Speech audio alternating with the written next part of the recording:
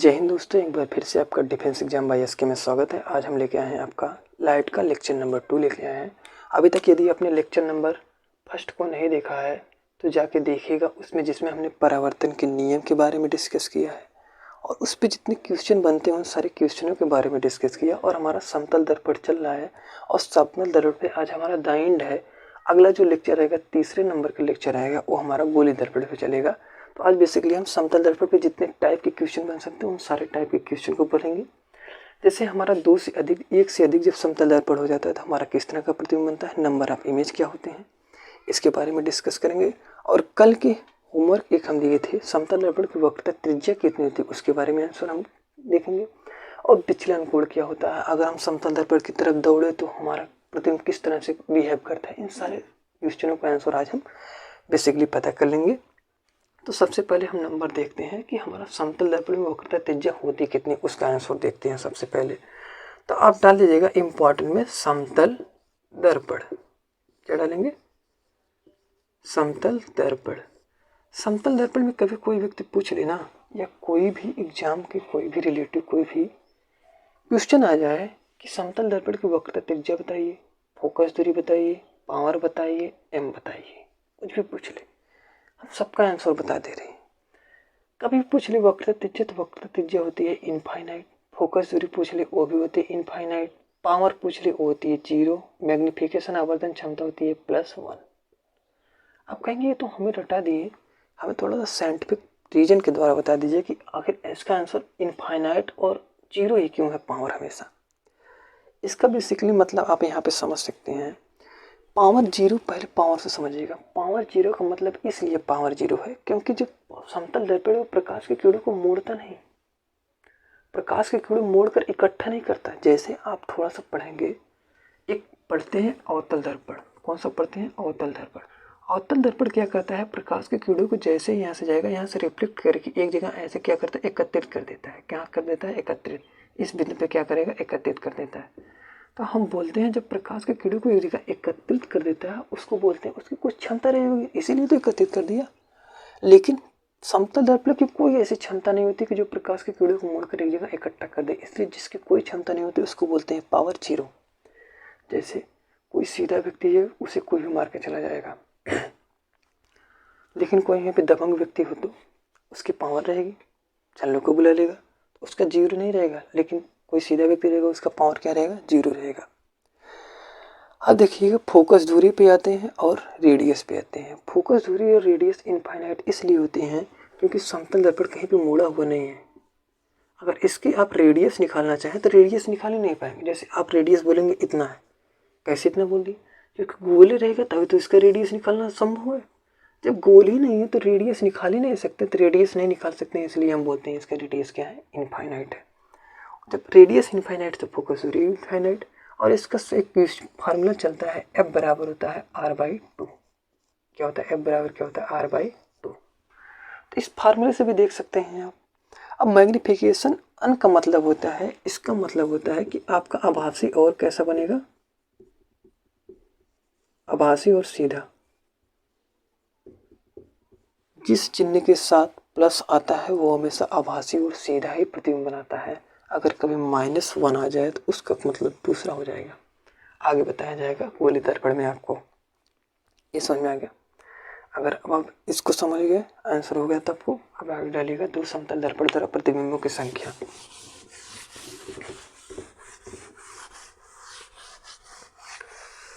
दो समतल दर्पण द्वारा प्रतिबिंबों की संख्या।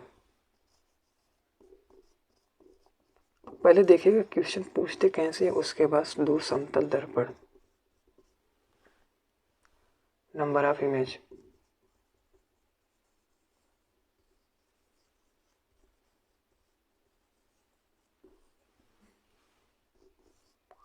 देखिए बेसिकली पूछता क्या है, जैसे देखते हैं कि अगर हमें देखता है एक समतल दर्पण दे देगा तो हमसे ज़्यादा क्वेश्चन नहीं पूछ सकता। बोलेगा कि यहाँ से आप डालने हैं प्रकाश किरणें ऐसे निकल जा रही हैं, एंगल के बीच में हमें से क्वेश्चन पूछ लेता है 30 है तो 30 है। एक दर्पण से एंगल दे के पूछ सकता है, तो मतलब इस पर वैरायटी क्वेश्चन नहीं हो पाता। तो इसीलिए क्या होते हैं, समतल दर्पण की संख्या बढ़ा के 1 से कर दिया 2। कहते हैं कि मान लेते हैं आपका दो समतल दर्पण है, एक समतल दर्पण ए बी है और एक समतल दर्पण ए बी है आपका। मान लेते हैं इनके एंगलों के बीच कितना है, 10 अंश है। तो बताइए नंबर ऑफ इमेज कितना होगा। क्वेश्चन पूछ लिया क्वेश्चन। मान लेते हैं आपका एक समतल दर्पण ए है और पूछ लिया अगर इसमें प्रतिबिंबों की संख्या, अगर एंगल कितना है, थीटा कितना है, 35 अंश है, तो पूछ लिया प्रतिबिंबों की संख्या कितनी है। इसका आंसर निकालने के लिए एक ही तरीका है कि हमें कुछ चीज़ें पता हों, तब जाके हम इसका आंसर निकाल लेंगे। अब वो क्या क्या चीज़ें पता हों इसको देखिएगा थोड़ा। जैसे नंबर ऑफ इमेज हमें निकालना है तो हमें इसको पता होना चाहिए कि हम क्या करते हैं, पूरे संख्याओं को दो चीज़ों में विभाजित कर लेते हैं, ऑड और इवन में। एंगल को हम ऑड और इवन में क्या करते हैं, विभाजित कर लेते हैं। हम एक इसको ऑड लिखते हैं, इसको इवन लिख लेते हैं। इवन का मतलब होता है सम और आड का मतलब होता है विषम। ऑड का मतलब क्या होता है, विषम। अब आपको पता होना चाहिए विषम संख्या उसको कहते हैं जो दो से ना कटे। जैसे विषम संख्या को अगर हम लिखना चाहें या विषम एंगल को लिखना चाहें, आप बता सकते हैं 5 भी हो सकता है, 15 हो सकता है, 35 हो सकता है, और क्या हो सकता है, 45 भी हो सकता है। ये सब नंबर क्या है, विषम संख्या। और इसी में अगर एंगल में देखेंगे सम संख्याओं में आप बोल सकते हैं 10 हो सकता है, 30 हो सकता है, 60, 90। अब देखिए जो विषम का फार्मूला होता है इसको बोलते हैं, कुछ नहीं करते 360 अपान थीटा कर देते हैं। ये आपका फार्मूला हो गया विषम का। इसका सम का फार्मूला होता है 360 अपान थीटा -1। 360 अपान थीटा -1 सम का हो गया 360 अपान थीटा -1, विषम का हो गया 360 अपान थीटा। अब देखिएगा इसका बेसिकली इतना सा मतलब है कि यदि आप क्या हैं, यदि आप, हाँ ठीक ना, इसका मतलब इतना है कि यदि आप थीटा देखेंगे, जैसे इस क्वेश्चन में हमें आंसर निकालना है 10 अंश पे है, 10 किस में आ रहा है, सम वाला। ये फार्मूला लगा दीजिए, आपका आंसर निकल जाएगा। जैसे मान लेते यही क्वेश्चन हमारा था, क्वेश्चन नंबर इतना था, इसका हमें आंसर पता करना है। आंसर पता करने के लिए हम क्या करेंगे, इसको देखिएगा। यहाँ पे नंबर ऑफ इमेज को अगर हमें निकालना है तो हमें क्या है, फार्मूला आपका 360 अपान थीटा। 360 अपान थीटा, थीटा का मान कितना दिया है, 10 दिया है, -1। अगर हम यहाँ से काटेंगे 0 0 कट जाएगा और हमारा हो जाएगा 36 -1, तो हमारा हो जाएगा 35। कहने का मतलब है अगर दो समतल दर्पण 10 अंश पे हो तो हमें प्रतिबिंब की संख्या कितनी मिलेगी, 35। ठीक ना। अब दूसरा बोल रहा है कि अगर क्या हो 35 हो तो 35 हो कितना मिल जाएगी, 35 हमारा किस में आ रहा है, विषम में आ रहा है। इसको लोग फार्मूला लगाएंगे, ये हो जाएगा 360 अपान 35। अगर इसको काटेंगे आप तो 5 सत्ते 35, 5 दूना 10, 5 सत्ते 35। अब इसको काटेंगे तो आपका कितना कट जाएगा, इसका आंसर काटिए 72/7। तो लगभग 7 बार कट जाएगा। दशमलव बाद मतलब 7 बिंब पूरा बनेगा, और जो दशमलव का मतलब है वो पूरा प्रतिबिंब नहीं बनेगा। तो अब पूछ रहे नंबर ऑफ इमेज 7 बनेगा, तो पूर्ण संख्याओं तक ही प्रतिबिंबों की संख्या मानी जाती है। ठीक ना। हाँ अब देखिएगा इतना समझ में आ गया। अगर हमें पूछ ले, अब देखिए थोड़ा सा रिपीट कर लीजिएगा। अगर पूछ ले समतल दर्पण में 2 से अधिक समतल दर्पण दे दे तो हमें क्या करना है, समतल दर्पण को फार्मूला चलता है सम और विषम। विषम और विषम, विषम के लिए जो फार्मूला होता है 360 अपान थीटा होता है, सम के लिए जो फार्मूला होता है 360 अपान -1 होता है। करना कुछ नहीं, एंगल देखिए, अगर हमें एंगल बोल दे, एंगल अगर हमें बोल दे थीटा बराबर क्या 90 अंश है, कितना है 90 अंश है, थीटा बराबर 90 अंश है, 90 अंश इसमें आ रहा है, 360 अपन थीटा -1 का फार्मूला लग दीजिए, जितना आंसर आएगा आपका आंसर हो जाएगा। HW का बताइएगा कितना आंसर आएगा आपका। थीटा बराबर अगर दो समतल दर्पण क्या हो 90 अंश पे हो तो उसका प्रतिबिंबों की संख्या कितनी होगी, उसको कमेंट करके बताइएगा। अब आइए यहाँ तक हो गया हो तो आगे चलते हैं, हम समतल दर्पण द्वारा कुछ और प्रॉपर्टी को देखते हैं कि अगर हम समतल दर्पण की तरफ भागे तो हमारा प्रतिबिंब कैसे भागते हुए प्रतीत होगा। अगर हम समतल दर्पण को अपना पूरा प्रतिबिंब देखना चाहते हैं तो कितना बड़ा समतल दर्पण चाहिए, उन सारे क्वेश्चन का आंसर देखते हैं। ठीक है,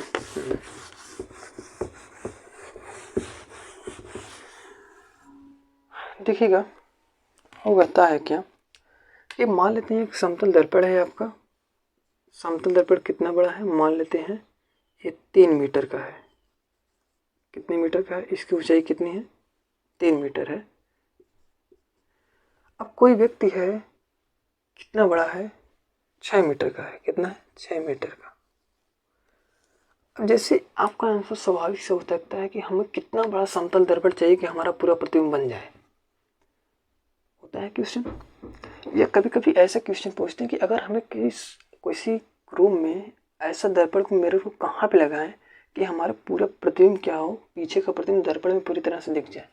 जैसे मान लेते हैं हम ऐसा क्वेश्चन पूछ ले कि हम दर्पण कहाँ पे लगाएं कि जो हमारा बोर्ड का पूरा साइज हो, कि पीछे का हम दर्पण सामने आगे लगाएं कि हमारा पूरा प्रतिबिंब बोर्ड का बन जाए।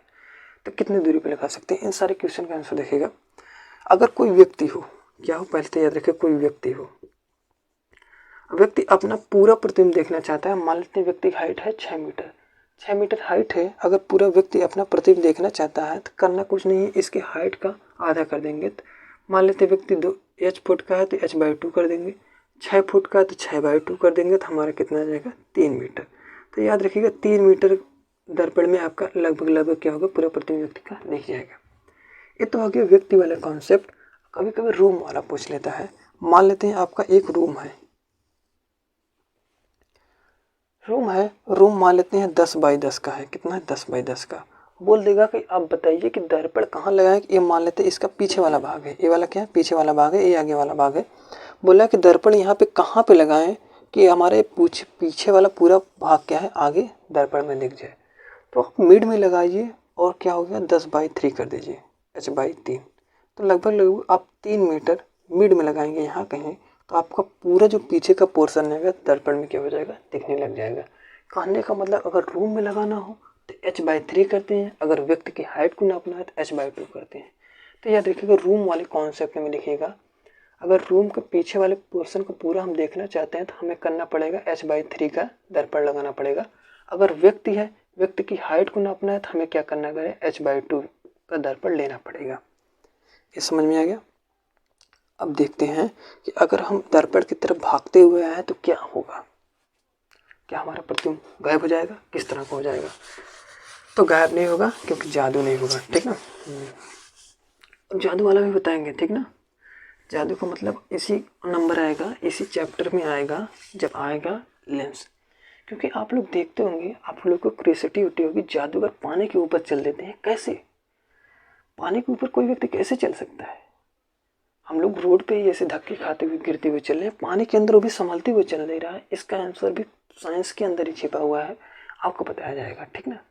अब जब पढ़ाया जाएगा अपूर्णांक एक शब्द आएगा, जब अपूर्णांक शब्द आएगा आपको समझने में आसानी हो जाएगी, ठीक ना। हाँ, तो अब देखिएगा, मान लेते हैं आपका एक समतल दर्पण है। समतल दर्पण पे कोई व्यक्ति है, मान लेते हैं इसकी दूरी यहाँ पे कितनी है, x मीटर, मान लेते हैं 10 मीटर। बहुत x की याद आती रहेगी, x गुरुजी कहते रहते हैं, ठीक ना। हाँ, तो x मीटर नहीं, 10 मीटर। ये भी 10 मीटर पे कोई व्यक्ति का इमेज बन रहा है। मान लेते हैं चिंटुआ है, ये क्या है, टिंटुआ है। चिंटुआ है, टिंटुआ हो सकता है, ऐसा नहीं हो सकता, एक ही व्यक्ति हो सकता है। जो व्यक्ति यहाँ पे उसी का तो प्रतिबिंब बन सकता है। जैसे आप शीशा में देख रहे हैं खुद को, तो खुद को क्या बदलते हुए दिख रहे हैं, जैसे है वैसे ही सेम दिखते हैं ना। एक क्वेश्चन पूछता है कि अगर हम समतल दर्पण में खुद को देखते हैं तो क्या बदलता है, क्या नहीं बदलता है, उसका भी आंसर हमें बता दिया जाएगा, ठीक ना। अगर कोई व्यक्ति v वेग से, क्या हो, चिंटू क्या करें, v वेग से दौड़ रहे हैं, तो बोलेगा, अब कंडीशन देगा, अगर मान लेते हैं आपका जो ये मिरर है वो क्या है, रेस्ट में है। क्योंकि नंबर 1 टाइप का होता है रेस्ट में हो। अगर क्या हो, दर्पण रेस्ट में हो, दर्पण रेस्ट में हो और चिंटू दौड़ रहे हैं, तो इनके जो वेग होगा, इसका वेग यही होगा v। जैसे अगर मान लेते हैं ये 2 मीटर प्रति सेकंड के वेग से दौड़ रहे हैं, तो ये जो भी तो इनका प्रतिबिंब जो आता रहेगा वो कितना आएगा, 2 मीटर प्रति सेकंड वेग से ही आता हुआ प्रतीत होगा। लेकिन एग्जामिनर क्या करता है, कभी कभी ट्विस्ट कर देता है, इसको रेस्ट में ना चला के दर्पण को भी मोशन में चलाने लगता है। जैसे 2 गाड़ी जब मोशन में चलती हैं तो उनके सापेक्षता का, रिलेटिविटी का सिद्धांत बनने लगता है। इसी तरह से जब आपका व्यक्ति भी चल रहा है और दर्पण भी चल रहा है तो वहाँ पे क्या होता है, प्रतिबिंब की संख्या दोगुनी वेग से आने लगती है। अब देखिएगा, नंबर 1 कंडीशन नोट करिएगा, उसके बाद यहाँ पे हम नंबर 2 यहाँ पे ऊपर बता दे रहे हैं। मान लेते हैं ये आपका दर्पण है और व्यक्ति क्या है, इसका 10 मीटर है और ये 10 मीटर है। ऐसा करते हैं, अब हम इसको वेग भी चला रहे हैं और क्या है, इसी की दिशा में क्या है, दर्पण को भी क्या कर रहे हैं, मोशन कर रहे हैं। दर्पण भी गति में है। अगर व्यक्ति भी गति में है और दर्पण भी गति में है तो इसकी जो प्रतिबिंब की चाल हो जाएगी 2v हो जाती है। क्या हो जाती है, 2v हो जाती है। अगर ये 2 मीटर पर सेकंड वेग से चल रहा है तो इसका क्या हो जाएगा, 4 मीटर प्रति सेकंड वेग से चलता हुआ प्रतीत होगा, मतलब दोगुने वेग से। इसीलिए देखते हैं गड़िया भन्न से निकल जाती है। क्यों, क्योंकि आपकी भी गड़िया चलती रहती है, उस बगल वाले की भी गाड़ी आती है तो आपको क्रॉस करते हुए बहुत तेज से जाती है, और दर्पण जैसे ही पास आती है गड़िया भन्न से आवाज करते हुए निकल जाती है। क्यों, क्योंकि आप भी चल रहे हैं, दर्पण भी चल रहा है, तो रेस्ट रिलेटिव लगता है, सापेक्षता का सिद्धांत लगने लगता है। तो आपके दोनों के रिलेटिव में देखेंगे तो प्रतिबिंब क्या होगा, बहुत तेजी से चलता हुआ प्रतीत होगा। ठीक, लेकिन अगर रेस्ट में रहेगा तो रेस्ट में रहेगा चिंटू जितनी तेजी से चलेगा टिंटू भी उतनी तेजी से चलेगा, मतलब चिंटू जितनी तेजी चलेंगे चिंटू भी यहाँ के प्रतिबिंब उनका तेजी से उतना चलते हुए दिखाई देगा। सेम। अब देखिए, अब तो चल लिए, अब यही क्वेश्चन पूछ लेता है कि अगर हम समतल दर्पण में अपने प्रतिबिंब को देख रहे हैं तो प्रतिबिंब की साइज आप देखते हैं, हम बताते भी हैं, आभासी बनता है, सीधा और वस्तु के बराबर बनता है। आभासी, सीधा और बराबर बनता है। अगर बराबर बनता है ठीक है, इसके आंसर तो ठीक है सब। लेकिन ये बताइए कि समतल दर्पण बदलता है कि नहीं, कुछ ऐसा कुछ हो सकता है कि नहीं। जैसे एक कोचिंग में एक लड़के पूछ रहे थे कि एम्बुलेंस को क्यों उल्टा लिखा जाता है। अब एम्बुलेंस को उल्टा लिखने का सबसे बड़ा कारण है कि सामने वाले को सीधा दिखाई दे, ठीक ना। अब देखिएगा, यही मेन कारण होता है। दर्पण में भी हम देखते हैं, चाहे किसी प्रकार का दर्पण हो, दर्पण की प्रॉपर्टी अलग हो सकती है। समतल दर्पण में, जैसे समतल दर्पण में आप प्रतिबिंब को देख रहे हैं, प्रतिबिंब को देखते हैं, सब कुछ सेम रहेगा, आभासी, सीधा, वस्तु के बराबर बनेगा। केवल एक चीज आपकी बदल जाती है, वो होती है डायरेक्शन, दिशा। क्या बदल जाती है, दिशा। अब दिशा का मतलब बदल जाती है, दिशा कोई व्यक्ति नहीं है, दिशा बदल गई, ठीक ना। दिशा का मतलब डायरेक्शन, डायरेक्शन का मतलब अगर आप पूरब की तरफ मान लेते हैं कि हमारा दर्पण है, दर्पण में हम देख के बाल को झाड़ रहे हैं, क्रीम पाउडर लगा लिए हैं, अब क्या करते हैं, अचानक हमारे दिमाग में आ रहा, हम बाएं हाथ उठा रहे हैं, दर्पण में हमारा दायां उठ रहा है। गजब हो गया, जादू हो रहा है। तो ऐसा कुछ नहीं हो रहा है। क्या है ना, जो व्यक्ति ये खड़ा है उसका क्या है, आपकी तरफ देख रहा है। जैसे दो व्यक्ति प्रतिद्वंदी बात कर रहे हैं, अगर हम यहाँ पे दाएं हाथ उठाएंगे, उसके लिए दाएं हाथ किधर होगा, इस वाले साइड का हाथ, उसका दाएं हाथ उठाएगा।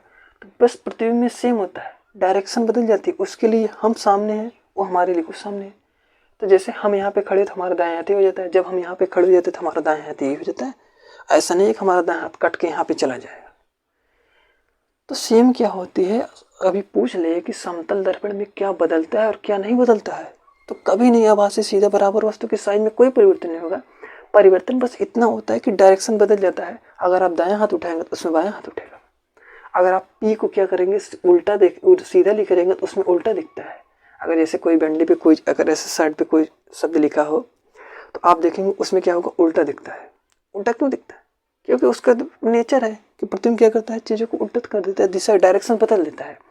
अगर उल्टा रख के आप देखेंगे तो आपको सीधा दिखाई देगा, इसीलिए एम्बुलेंस उल्टा लिखा रहता है, हमें सीधा दिखाई देता है। समझिएगा। अब देखिएगा, थोड़ा सा एक आते हैं चीज़ और होता है जिसको बोलते हैं विचलन कोण। अब विचलन कोण इंपॉर्टेंट है, पेपर में पूछा गया है, ठीक है ना, इंपॉर्टेंट विचलन कोण। विचलन कोण के बारे में बहुत सारा डिस्कशन होगा जब प्रिज्म आएगा, प्रिज्म में भी विचलन कोण पूछा जाता है, ठीक ना। तो विचलन कोण का कहने का मतलब होता है, विचलन कोण एकल भी होता है और डुअल भी होता है, ठीक ना। विचलन कोण अगर जब आई दिया हो और जब थीटा दिया हो, बस आप फार्मूला याद रखिएगा, बहुत ज़्यादा रटने की जरूरत नहीं है। जब यदि आई दिया हो, क्या दिया हो, आई दिया रहेगा तो इसका जो फार्मूला हो जाता है 360/2i हो जाता है, और थीटा दिया हो 180 - 2 थीटा हो जाता है। कितना हो जाता है, 180 - 2 थीटा हो जाता है। हाँ, गलत है, ठीक ना। इसका उल्टा हो जाता है, ए आई है और ए क्या है, थीटा है, ठीक ना। और ये है थीटा, ए है आई, एक कन्फ्यूजन होता है, ठीक ना। अब याद रखिएगा, जब भी विचलन कोण में थीटा दिया रहेगा 360 माइनस 2 थीटा कर देंगे। जब भी आई दिया रहेगा, आई का मतलब आपतन कोण दिया रहेगा, आपतन कोण दिया रहेगा 180 माइनस 2 आई कर देंगे, बस विचलन कोण निकल गया। जैसे बोल दिया कि किसी दर्पण में आई का मान 30 अंश है तो विचलन कोण बताइए, विचलन कोण का साइन होता है, विचलन कोण बताइए। हमें आई दिया है, आई वाला फार्मूला कौन सा लगेगा 180, 180 माइनस 2 आई, आई का मान कितना है 30, 30 का मतलब 60 हो गया, 60 माइनस 180 माइनस 60 हमारा कितना हो जाएगा 120, तो विचलन कोण कितना हो जाएगा 120 अंश हो जाएगा, ठीक ना। तो आई दिया रहेगा तो 180 से घटाते हैं और थीटा दिया रहेगा तो 360 से घटाते हैं, ठीक ना। हाँ, अब बेसिकली इतना ही है समतल दर्पण में। और समतल दर्पण में हमारे तो सब कुछ खत्म हो गया है। अब आपकी रिलेटिविटी कोई भी अगर टॉपिक समतल दर्पण से टच नहीं हुआ है या आपको पूछना है तो आप कमेंट करके पूछ सकते हैं। नहीं तो समतल दर्पण में आपको बेसिकली समपरावर्तन का नियम समतल दर्पण पे पूछता है और उससे रिलेटेड कुछ क्वेश्चन पूछते हैं, जैसे समतल दर्पण की फोकस दूरी पूछ लिया होगा। तो इस तरह से सारे तो क्वेश्चन हो गए, विचलन कोण भी हो गया है। आगे जो आएगा लेक्चर नंबर 3 आएगा, वो आएगा गोली दर्पण। गोली दर्पण में फोकस दूरी कितनी होती है, पावर कितनी होती है, इन सारी मैग्नीफिकेशन क्या होता है, उत्तल दर्पण क्या होता है, अवतल दर्पण किस तरह से बनते हैं, प्रतिबिंब किस तरह से बनते हैं, और जब तारी हम या मिरर या सैलून किया जाते हैं कौन सा दर्पण यूज करते हैं, साइड मिरर गाड़ी को देखने के लिए कौन सा मिरर का यूज किया जाता है। इन सारे क्वेश्चन का आंसर लेक्चर नंबर 3 में आपको मिलेगा। तो आज की क्लास को ही एंड करते हैं। जय हिंद।